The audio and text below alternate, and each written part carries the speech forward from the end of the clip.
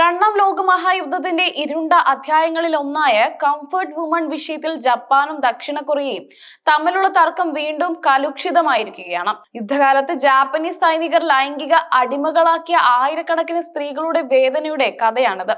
പതിറ്റാണ്ടുകൾക്കിപ്പുറവും ഈ വിഷയത്തിൽ പൂർണ്ണമായ നീതി ലഭിക്കാതെ അതിജീവിതർ പോരാട്ടം തുടരുമ്പോൾ ഈ മുറിവേറ്റ ചരിത്രം ഒരിക്കൽ കൂടി ലോകത്തിന്റെ മനസാക്ഷിയെ വേദനിപ്പിക്കുന്നു. ഇത് കേവലം ഒരു ചരിത്ര പ്രശ്നമല്ല, മറിച്ച് മനുഷ്യാവകാശ ലംഘനത്തിന്റെ ഒരു ദുരന്ത കഥയാണ്. ദക്ഷിണ Korea, China, Philippines, Indonesia, Taiwan തുടങ്ങിയ രാജ്യങ്ങളിൽ നിന്ന് പതിനായിരക്കണക്കിന് സ്ത്രീകളെ നിർബന്ധിച്ച് സൈനിക വേശ്യാലയങ്ങളിലേക്ക് കൊണ്ടുപോയിരുന്നു. അവരിൽ പലരും കൗമാരക്കാരായിരുന്നു. അവരെ തൊഴിൽ വാഗ്ദാനങ്ങൾ നൽകി കബളിപ്പിക്കുകയോ ബലപ്രയോഗത്തിലൂടെയും ഭീഷണിപ്പെടുത്തിയും പിടിച്ചു കൊണ്ടുപോവുകയായിരുന്നു. ഈ സ്ത്രീകൾ അനുഭവിച്ച ക്രൂരതകൾക്ക് അതിരുകളില്ലായിരുന്നു. ക്രൂരമായ ലൈംഗിക അതിക്രമങ്ങൾ, രോഗങ്ങൾ, മാനസിക പീഡനങ്ങൾ എന്നിവയായിരുന്നു അവരുടെ ദൈനംദിന ജീവിതം. യുദ്ധം അവസാനിപ്പിച്ചപ്പോൾ ഇവർക്ക് സ്വന്തം സമൂഹത്തിലേക്ക് മടങ്ങാൻ സാധിച്ചില്ല.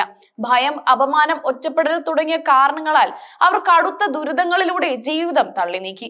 അന്താരാഷ്ട്ര സമൂഹത്തിൽ നിന്ന് ജപ്പാൻ ഈ വിഷയത്തിൽ പൂർണ്ണമായ ഉത്തരവാദിത്വം ഏറ്റെടുത്ത് മാപ്പ് പറയണമെന്നും അതിജീവിച്ചവർക്ക് മതിയായ നഷ്ടപരിഹാരം നൽകണമെന്നും ആവശ്യമുയർന്നു. ഇത് കേവലം ഒരു യുദ്ധ സ്മാരകമോ ചരിത്ര പാഠമോ മാത്രമല്ല, മറിച്ച് യുദ്ധം മനുഷ്യരാശിയോട് ചെയ്യുന്ന ക്രൂരമായ മനുഷ്യാവകാശ ലംഘനങ്ങളുടെ ഓർമ്മപ്പെടുത്തൽ കൂടിയാണ്. ഈ വിഷയത്തിൽ ഐക്യരാഷ്ട്രസഭയും ഇടപെട്ടു. യുദ്ധകാലത്ത് ജാപ്പനീസ് സൈനികരുടെ ലൈംഗിക അടിമകളാകേണ്ടി വന്ന ഇരകൾക്ക് സത്യം, നീതി, പ്രതിവിധി, നഷ്ടപരിഹാരം എന്നിവ ഉറപ്പാക്കാൻ സർക്കാരുകൾ പരാജയപ്പെട്ടുവെന്ന് ചൂണ്ടിക്കാട്ടി UN മനുഷ്യാവകാശ റിപ്പോർട്ടുകൾ ഇരു രാജ്യങ്ങൾക്കും കത്തെഴുതിയിരുന്നു. ദക്ഷിണ കൊറിയ ഈ വിഷയത്തിൽ ജപ്പാൻ വേദനാജനകമായ ചരിത്രത്തെ വ്യക്തമായി നേരിടാൻ തയ്യാറാകണമെന്ന് ആവശ്യപ്പെട്ടെങ്കിലും ജപ്പാൻ തങ്ങളുടെ പഴയ നിലപാടിൽ ഉറച്ചു നിന്നു.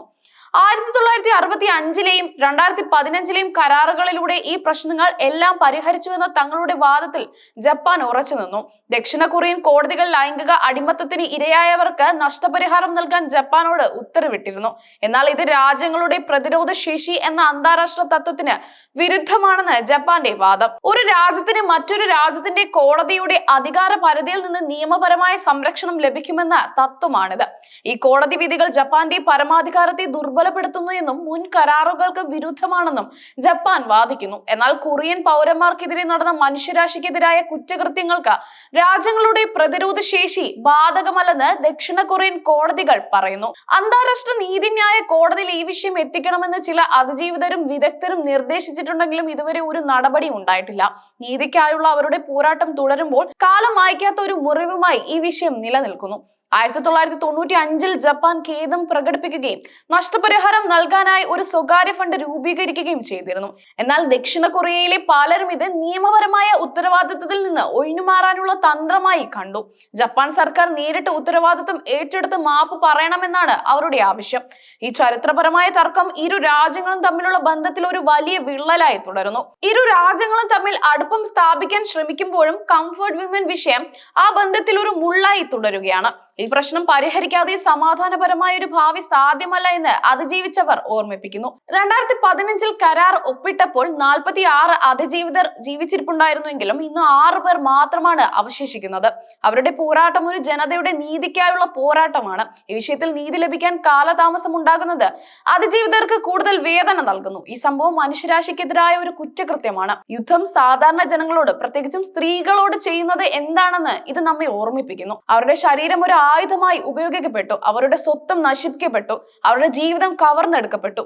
ചരിത്രം മറക്കരുത് എന്ന് നമ്മൾ പറയുമ്പോൾ ഇത്തരം വേദന നിറഞ്ഞ ചരിത്രങ്ങൾ വീണ്ടും വീണ്ടും ഓർമ്മിപ്പിക്കേണ്ടതുണ്ട്. അടുത്ത തലമുറയ്ക്ക് യുദ്ധത്തിന്റെ ഭീകരതയെക്കുറിച്ച് പഠിപ്പിക്കാൻ ഈ കഥകൾ ആവശ്യമാണ്. യുദ്ധങ്ങൾ മനുഷ്യത്വരഹിതവും ക്രൂരവുമാണെന്ന സന്ദേശം നൽകാൻ ഇത് സഹായിക്കും. ഈ വിഷയത്തിൽ ജപ്പാനും ദക്ഷിണ കൊറിയയും തമ്മിലുള്ള ചർച്ചകൾ കൂടുതൽ ഫലപ്രദമാകേണ്ടതുണ്ട്. രാഷ്ട്രീയ തർക്കങ്ങൾക്ക് അപ്പുറം മനുഷ്യരുടെ വേദനയ്ക്ക് മുൻഗണന നൽകണം. അതിജീവിതർക്ക് നീതി ലഭിക്കുന്നതുവരെ ഈ വിഷയം ലോകശ്രദ്ധയിൽ നിന്ന് മാറാൻ പാടില്ല. ചരിത്രത്തിലെ ഈ മുറിവുകൾ ചികിത്സിച്ച് ഭേദമാക്കാൻ സമാധാനവും സംഭാഷണവും ആവശ്യമാണ്. ഈ പോരാട്ടത്തിൽ അവർ ഒറ്റയ്ക്കല്ല എന്ന് ലോകം അവരെ ഓർമ്മിപ്പിക്കേണ്ടതുണ്ട്. അവരുടെ ശബ്ദം ലോകം കേൾക്കേണ്ടതുണ്ട്. അവർക്ക് നീതി ലഭിക്കുന്നതുവരെ ഈ കഥ വീണ്ടും വീണ്ടും പറഞ്ഞുകൊണ്ടിരിക്കണം.